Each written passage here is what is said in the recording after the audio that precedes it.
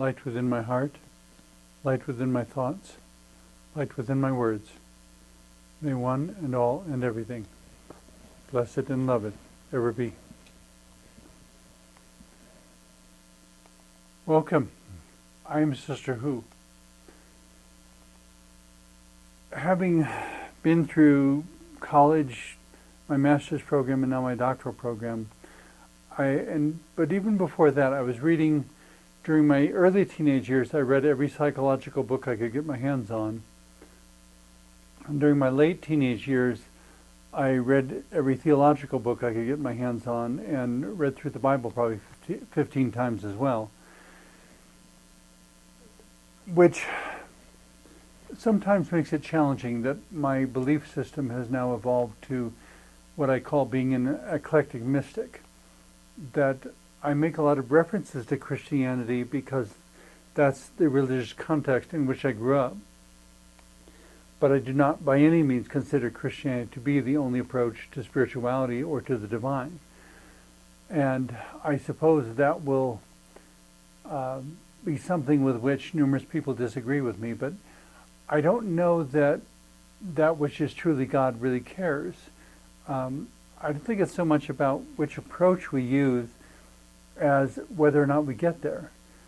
You know, if you go by side roads or down the interstate highway or by old highways, does it really matter if you always wind up in the same town? The question a lot of them would say, of course, is whether or not you do wind up in the same town. According to their theological systems, you do not. But that's where I kind of, I remember a particular minister that I met many years ago, who made the comment that in his opinion, the hallmark or the signature quality of a cult, C-U-L-T, is we're the only ones. You know, that you have to do it our way or there is no way. And when that was presented to me, I remember asking a youth minister at the time if a cult is defined as a distortion of the truth, how can one ever know which churches may be very close to being cults? You know, if they essentially have taken the truth, warped it to suit themselves, and are they being true, or have they actually skewed the perception so much that it's not really even true anymore? It's not really authentic anymore.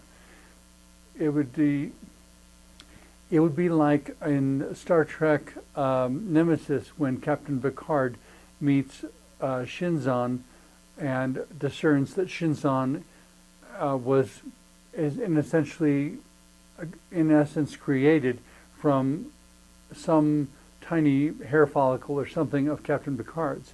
That he is, in a sense, Captain Picard's clone, but having had completely different experiences and ultimately having a slightly different physiology that is not sustainable. In a similar sort of way, there are religious offshoots that attempt to refine their religion, their departing, into a better way of doing spirituality, and it's anybody's guess, and it's subject to debate, whether they have sufficiently warped the truth to where it is no longer the truth, or whether they have refined the truth to a point that they are dealing with something more true than the tradition-encrusted religion that they left behind. And the minister, in any case, in that youth group responded that he just said he didn't know and it would require prayer and discernment to figure it out.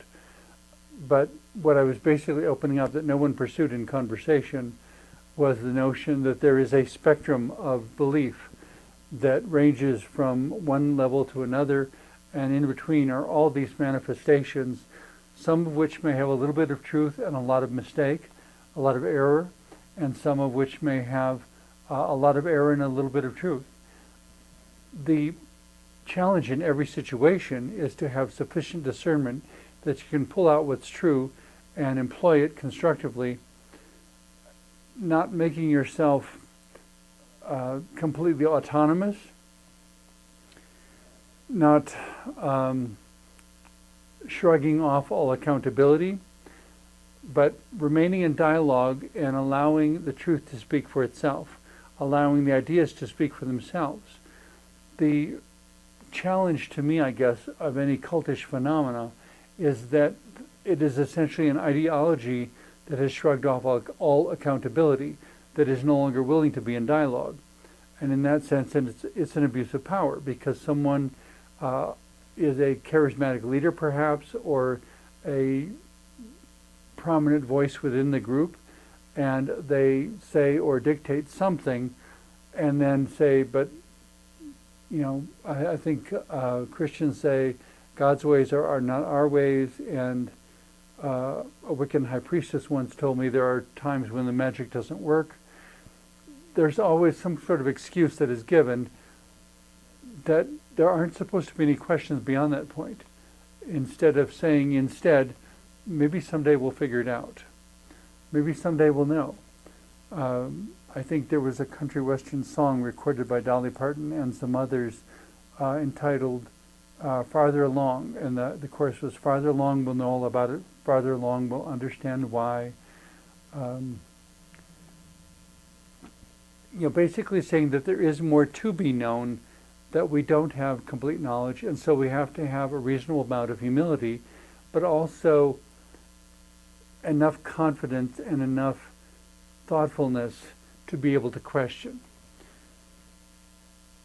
Whether these to me, every ideology should be accountable to dialogue. It should be accountable to its own precepts.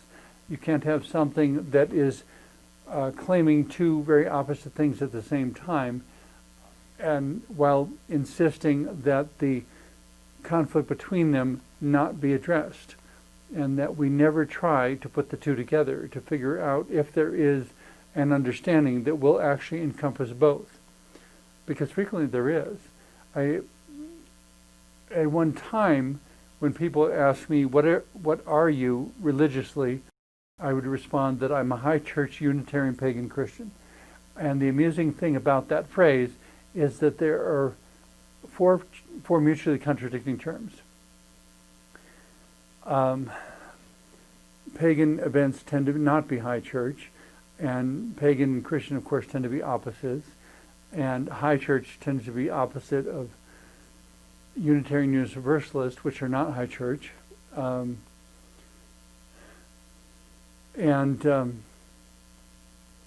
the point is to be in dialogue and to be growing and to have enough humility to talk about it, and not to value an ideology so much that you insist that it's beyond question. That is where it frequently diverges into things that are frequently labeled cults, that they are not open to having dialogue and to being questioned. They're not open to true growth. They're supposed to be systems of indoctrination. And having said that about cults, it also follows that in some cases, churches have put much more effort toward indoctrinating than they have toward nurturing spiritual growth. That's why I sometimes say, it's not that I don't have any specific objection to religions, but I believe that one should use one's religion to support one's relationship to the divine, rather than using the divine to support one's religion. In a similar sort of way, if we can't question the ideology, and I encourage people to question me, I think your questions tell so much more about yourself, what it is that you want to ask, and what did you notice that some other people maybe didn't notice.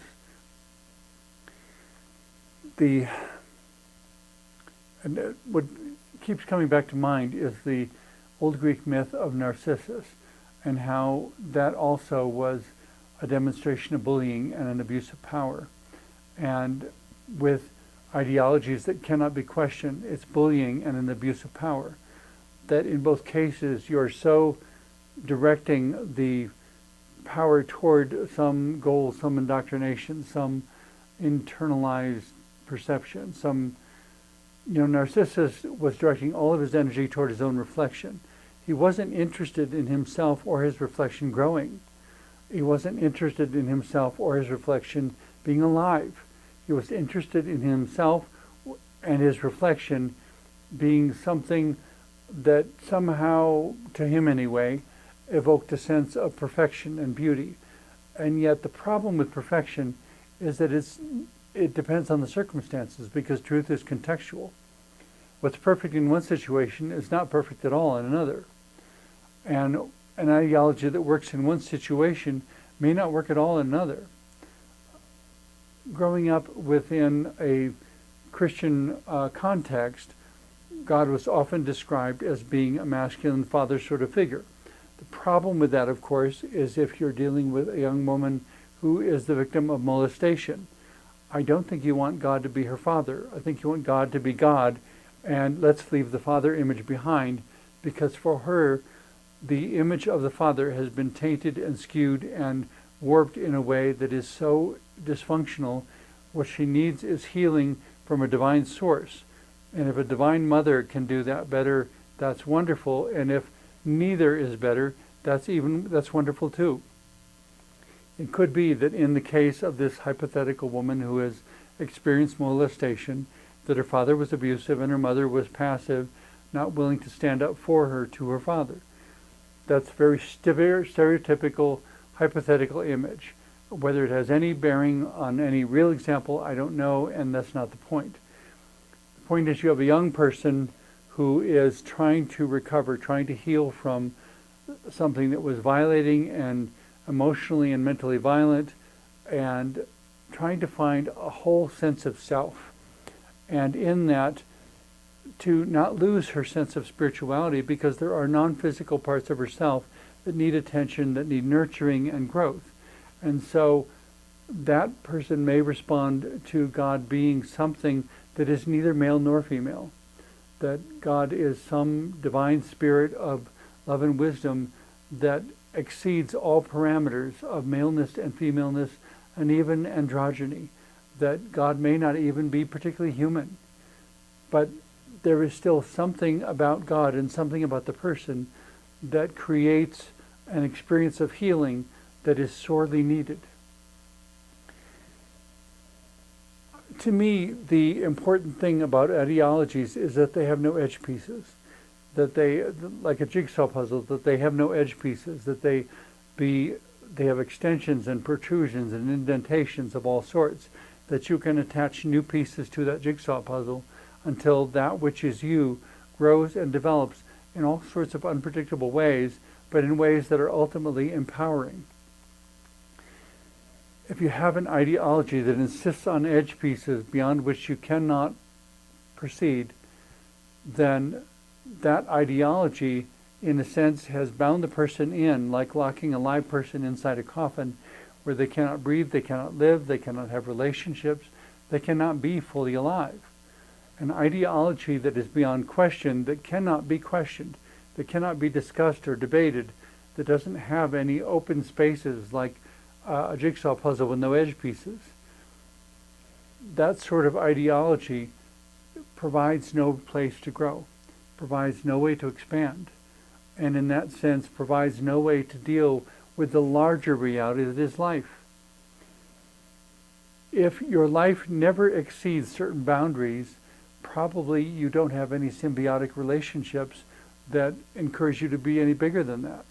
And to remain small just because your parameters are small, to me, wastes an awful lot of time while you're alive. That while you're living, you should learn about love and truth and being who you are in the fullest sense of the word, that is likely to exceed all the boundaries and edge pieces anyone ever throws at you.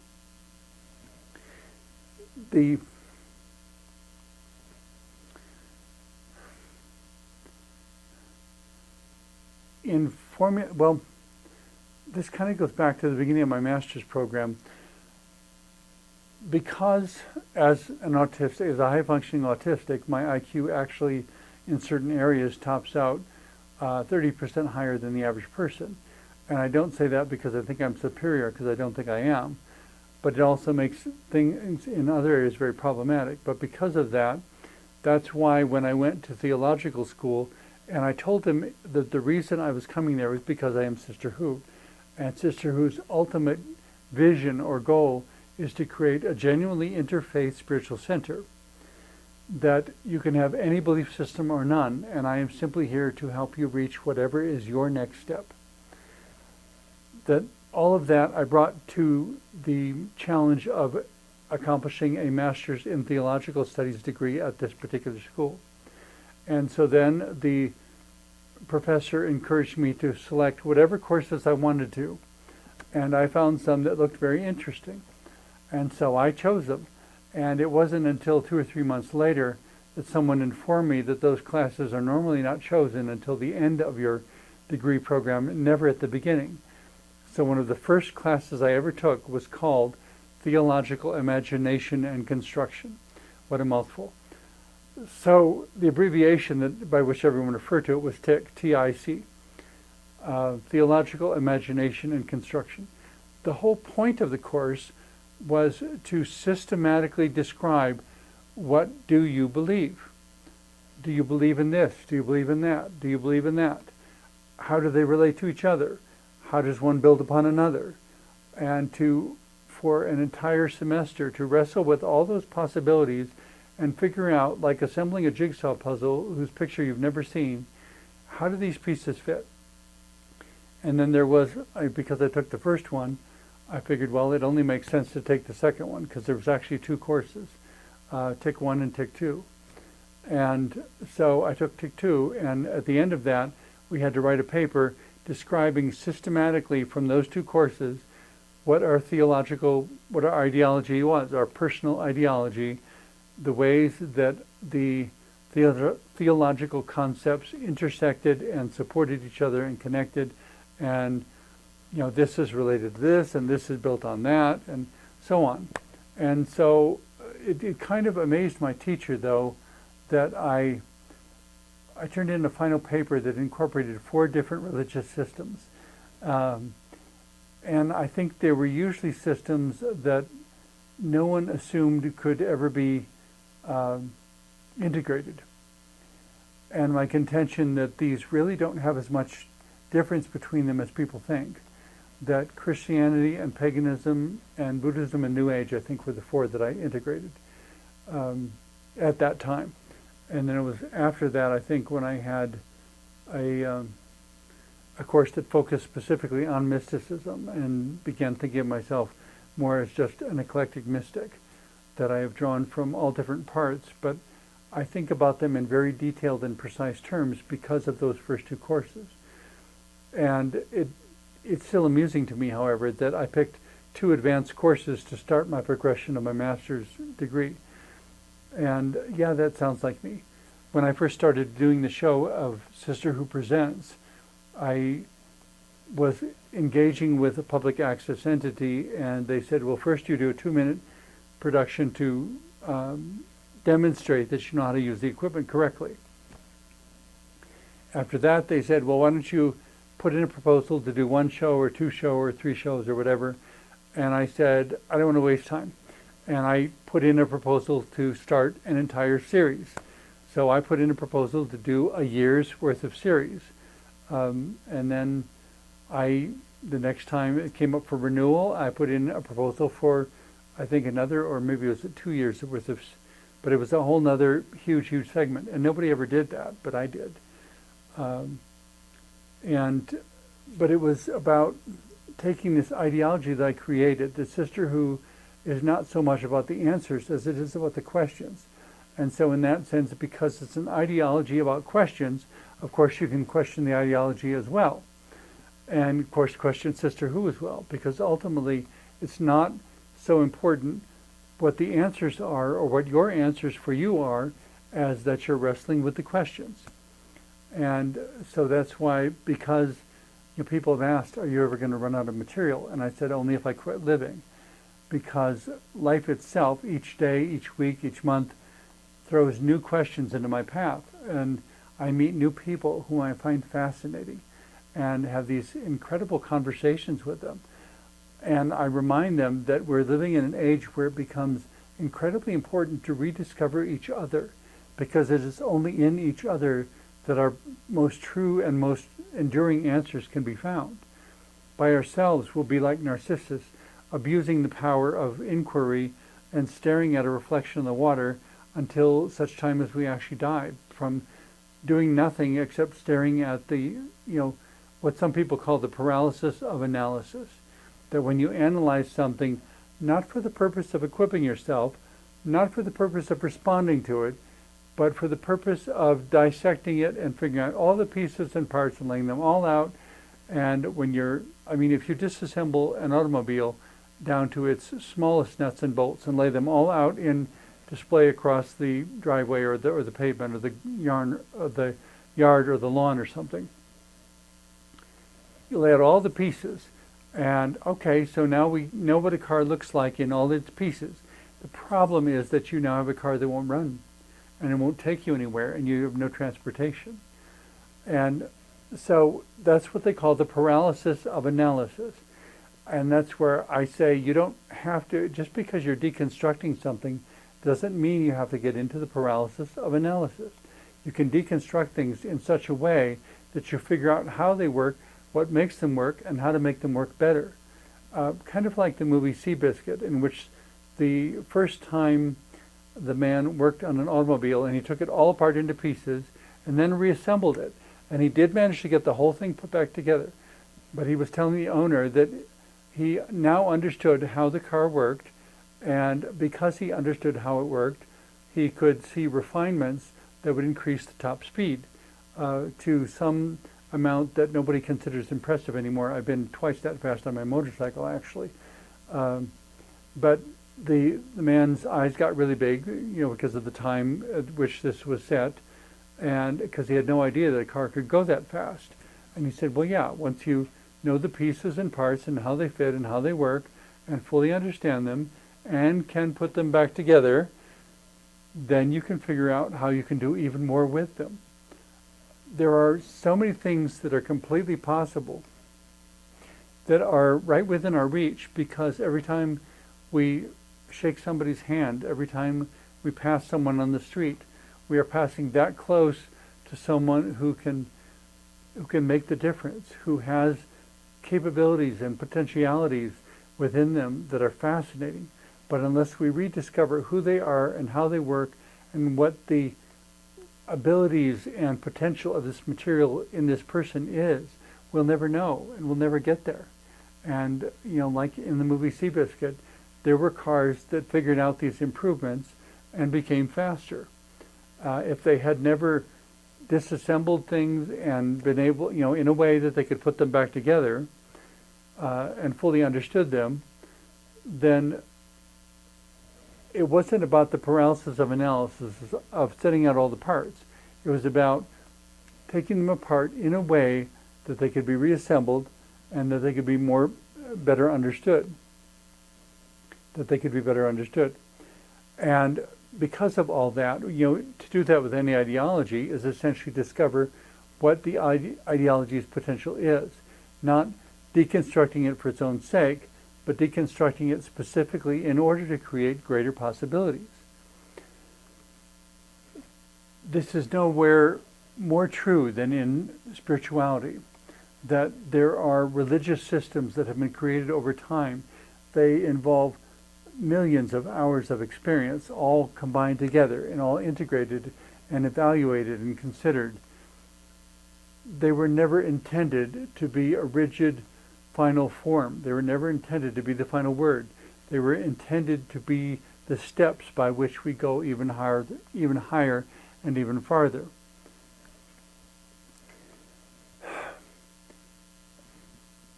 I sometimes tell people that I think best in dialogue, because it's only in having dialogue with others that I come to find my own questions and the essence of what it is that I'm really talking about. And if I think it's this and I talk about it and discover it isn't really that, it's this. It's kind of like, to wind up the show, I guess, it kind of reminds me of Kermit the Frog in the very first Muppet movie, when he's out in the desert having a conversation with himself. And he insists, I didn't promise anyone anything, because their car is broken down and they don't know how to get to Hollywood for the audition, and now they're afraid they're going to miss it and so forth. And he's talking with himself, And as he's describing the whole journey and everything he's been through, he finally comes back to the conclusion of recognizing for the first time, it's not true that I didn't promise anyone. I promised myself that he would keep trying and that he would grow through this, that he would become more than he'd ever been. And remarkably, so they did. Thank you very much for watching. I hope that what I've shared in the last half hour has been helpful to you.